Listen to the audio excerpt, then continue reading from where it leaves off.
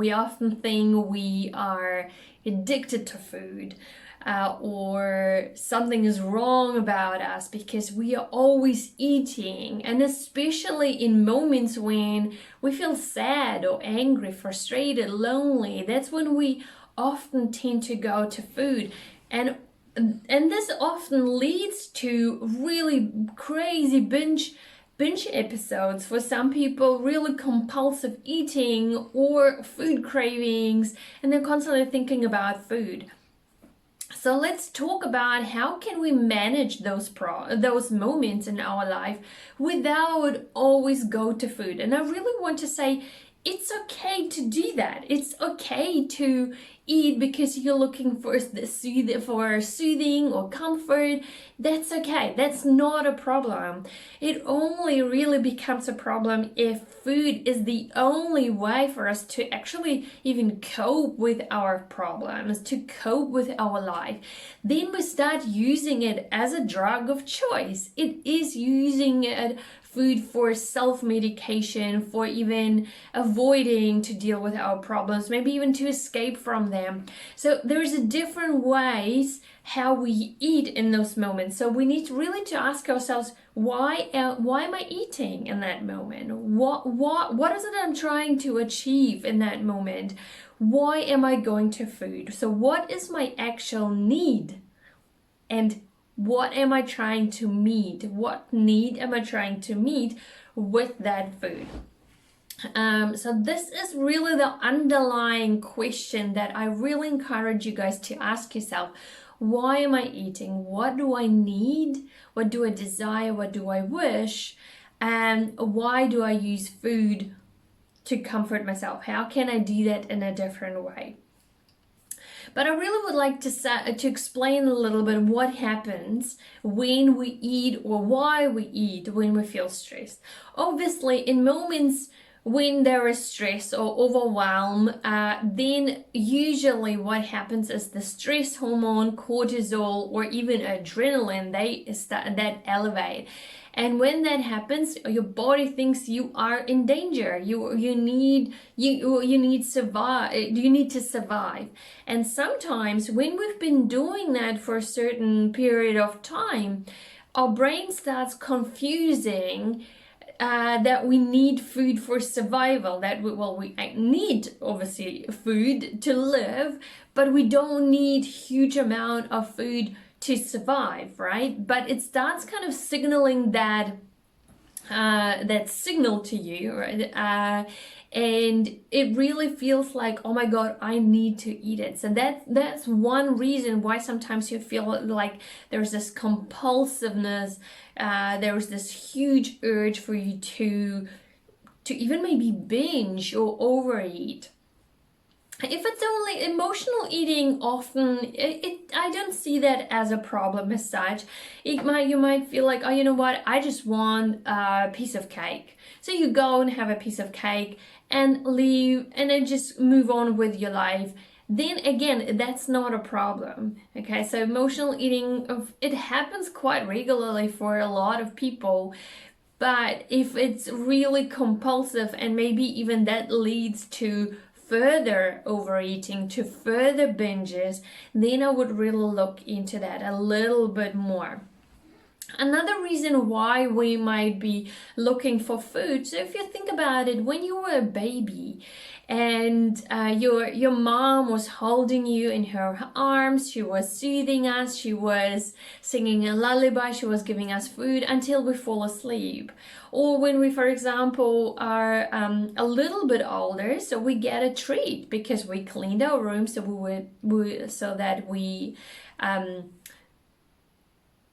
would get a treat because we did something well, okay? So we learn how food makes us feel. We learn to treat ourselves, to use food really to make ourselves feel good. It's a learned behavior, how food makes us feel, especially in moments when we're upset or sad or we had to go to the dentist, so we got something sweet. It's a learned behavior, and we continue doing that later on. And also we need to think about it that in the society, it's kind of normalized. It's It's normal is because how many times do we watch movies and a girl is crying, for example, because her boyfriend just broke up with her. So she eats a tub of ice cream in front of TV. Or let's say a guy goes and drinks himself silly because his wife left.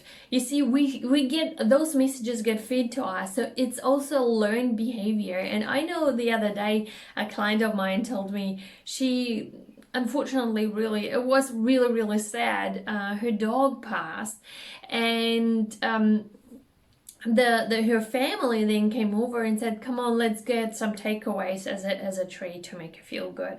So you see, it's absolutely normalized by a lot of us, and we don't really question that. So the reason why I'm explaining this to you is because I want for you to really start seeing why we do certain things and become really aware of all our decisions and actions, because that's the only way we can really change something. If this is something that we want to do, if it doesn't bother you, if it doesn't worry you, just continue, just do what you do. Don't worry about it. But if it does worry you, then let's look a little bit deeper. Okay, so my suggestion, what we want to do in all those moments when there is stress, overwhelm, sadness, or even happiness, first is really important that we acknowledge how we feel. We acknowledge that there is actually a feeling. We acknowledge that there is actually an emotion that sits there, and it's important to create space for it. And I know sometimes people really want kind of that magic bullet, magic pill, and something magical that would just boom sort of our eating issues out. And probably hearing while sit with your feelings is not really as exciting as we believe there is something out there. But the reason why it's really important that we look at our emotions is because the reason why we eat food when we are stressed, overwhelmed, angry, disappointed is because we want to change how we feel in that moment. We want to change how we feel, okay? And food changes how we feel. Let's think about it. If you have a piece of chocolate, how does it make you feel? If you have a piece of cake, how does that make you feel?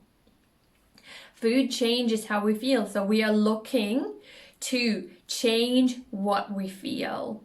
What if we didn't need to change how we feel? Because we create space for it and we can be with it. We can accept it. We can be even if it doesn't feel pleasant, it doesn't feel comfortable, but we're not trying to make things comfortable. We are sitting with what we experience, because emotions will pass. We never feel sad all the time. We never feel angry all the time. We'll never feel disappointed all the time. So we can't feel happy at all times either. So just know emotions will change, but it's important that we create space for them to understand, what is it that I'm feeling? Why am I feeling that way? And what is it that I need? Again, what is my need here? How can I meet that need? Do I need to have a conversation with someone? Do I need a time, a day or half a day or a few moments for myself? How long has it been that I've had a massage? Do I need a conversation with my partner, right? Do I need a cuddle? So sometimes that's really what we want, but we are so used to try to get it from food that it's an automatic behavior.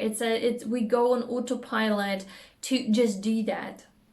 But if, let's say, you are sad because your partner has been distant for a while. Now, no matter how much food you eat, you still will feel distance from your partner.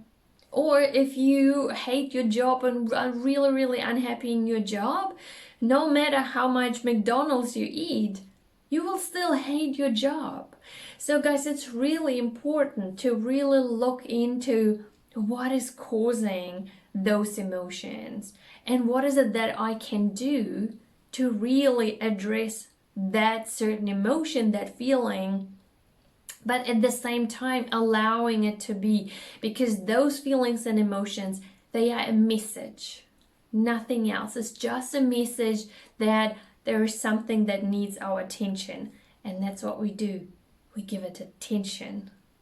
We create that space, that presence for what we're feeling. First we look at it, and then we make a conscious decision what we're going to do with it now. Yeah, so what is that next step that you need to take? I hope this is helpful. So maybe there is a certain emotion that really needs your attention. What is it? What is that one emotion, feeling, knowledge that you have within yourself that needs your attention? Take your time, journal, write down, talk to your friend, call me. Maybe you have a psychologist, maybe you have a counselor. Otherwise journaling is a very, very similar way to really look into what you're feeling if you are not speaking to anyone else, because it's like speaking. It's like bringing it out and really have a look at it from a different angle, from a different perspective. I really hope this helps. So this is a second video for our overeating, food cravings, and binge eating triggers. And the second trigger is emotions and feelings.